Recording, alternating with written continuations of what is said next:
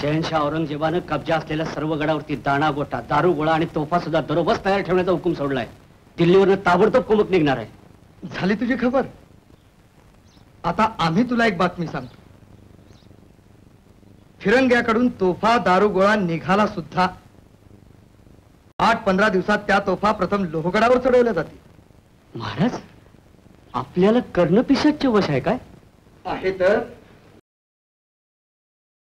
त्याचं नाव बहिर्जी नाईक.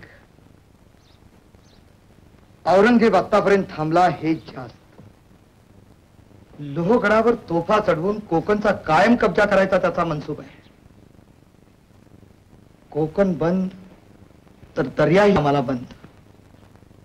काही झालं तरी लोहगड कब्जा झालाच पाहिजे.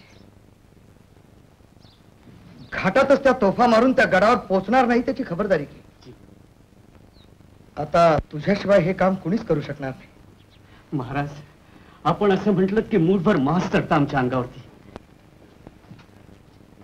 आणि हे बघ, तुझ्या हेरापैकी कुणाला तरी तातडीनं लोहगडला पाठव. तिथली ताजी माहिती ताबडतोब आमच्याकडे येऊ दे.